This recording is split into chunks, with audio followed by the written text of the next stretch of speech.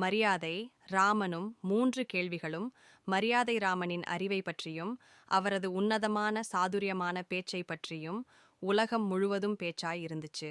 அதை கேள்விப்பட்ட பக்கத்து நாட்டு அரசன் மரியாதை ராமனை நம்ம நாட்டுக்கு வர வச்சு அவரு பெரிய ஞானி எல்லாம் இல்ல, முட்டாள்னு உலகத்துக்கு நிரூபிக்கணும்னு நினைச்சான்.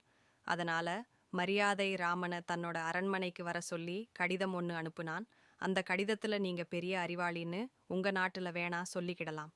நீங்க இங்க வந்தா கழுதையோட அறிவு மட்டும்தான் உங்களுக்கு இருக்குன்னு எங்க அரசவை ஞானிகள் நிரூபிப்பாங்க. போட்டிக்கு வாரீங்களான்னு எழுதி இருந்துச்சு. அரசரோட கடிதம் கிடைச்சதும் மரியாதை ராமனுக்கு சந்தேகம் வந்துடுச்சு. எப்படி இருந்ததாலும் இந்த அரசன் நம்ம சும்மா விருந்துக்கு கூப்பிட வாய்ப்பில்ல, நம்மள மட்டம் தட்டவே கூப்பிட்டு இருக்காருன்னு புரிஞ்சுக்கிட்டாரு. இருந்தாலும் அங்க போய் என்ன நடக்குதுன்னு பார்க்க நினைச்சாரு. உடனே தன்னோட கழுதைய கூட கூட்டிக்கிட்டு பக்கத்து அரசரோட அரண்மனைக்கு போனாரு. மரியாதை ராமன் விருந்துக்கு வந்த மரியாதை ராமன் எதுக்கு கழுதைய கூட்டிட்டு வந்திருக்காருன்னு அரசருக்கு ஒரே குழப்பம் இருந்தாலும் அவரை வரவேற்று அரசவையில உட்கார வச்சாரு. என்னோட கழுதைய பக்கத்துல வச்சுக்கிட்ட எனக்கு அனுமதி வேணும், அப்பதான் நான் உட்காருவேன்னு சொன்னாரு. ஏன் இப்படி கழுதைக்கும் இங்க இடம் கேக்குறீங்கன்னு அங்க இருந்தவங்க கேட்டாங்க. அதுக்கு என்னோட அறிவு இந்த கழுதை கிட்ட தான் இருக்குன்னு சொன்னாரு. குழப்பமான அரசனும் கழுதைய பக்கத்திலேயே வச்சுக்கிட்டாரு.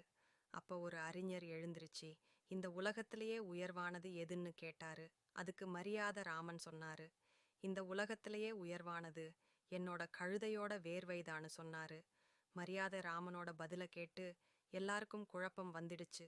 அது எப்படி உங்க கழுதையோட வேர்வைதான் உலகத்திலேயே உயர்ந்ததுன்னு சொல்றீங்கன்னு கேட்டாரு. அதுக்கு மரியாதை ராமன் சொன்னாரு, உலகத்தோடு விதியை மாத்த போறது ஒவ்வொருத்தரோட உழைப்பும் அவரோட வியர்வையும் மட்டுமே. ஆனா ஒவ்வொருத்தரும் தன்னோட நலத்துக்காக மட்டுமே வேர்வை சிந்துறாம். ஆனா என்னோட கழுதை அடுத்தவங்களுக்காக வேர்வை சிந்தி உழைக்குது. அந்த உழைப்பை நீங்க மதிக்க மாட்டீங்களான்னு கேட்டாரு. மரியாதை ராமன் ஓட பதில கேட்டு தன்னோட தோல்வியை ஒத்துக்கிட்டாரு. அந்த அறிஞர் அடுத்ததா வந்த இன்னொரு அறிஞர் எழுந்திருச்சு நிலாவோட எடை என்னன்னு கேட்டாரு. அதுக்கு மரியாதை ராமன் ராத்திரி நேரத்துல என்னோட கழுதையோட நிழலாட எடைதான் நிலாவோட எடைன்னு சொன்னாரு. அதுக்கு அந்த அறிஞர் எங்க உங்க கழுதையோட நிழலை எடை போட்டு காட்டுங்க பார்ப்போன்னு சொன்னாரு. இதை கேட்ட அரசர் அப்பாடா இந்த தடவை இந்த மரியாதை ராமன் நல்லா மாட்டிக்கிட்டாருன்னு நினைச்சாரு. அப்பதான் மரியாதை ராமன் சொன்னாரு, எதுக்கு வீணா கழுதையோட நிழலை தனியா அளந்துக்கிட்டு நீங்க தெராசோட ஒரு தட்டுல நிலாவை வைங்க, அப்புறமா நான் கழுதையோட நிழலை இன்னொரு தட்டுல வைக்கிறேன்னு சொன்னாரு. இதை கேட்ட அரசனுக்கு இந்த கேள்வியிலையும் மரியாதை ராமன் ஜெயிச்சிட்டாருன்னு புரிஞ்சுக்கிட்டாரு. அடுத்ததா ஒரு அறிஞர் கேட்டாரு, இந்த உலகத்திலேயே அந்த அரசர் மிக சிறந்த ஆட்சியாளர்னு கேட்டாரு. அதுக்கு மரியாதை ராமன் தன்னோட கழுதைய நோக்கி கை காட்டினாரு.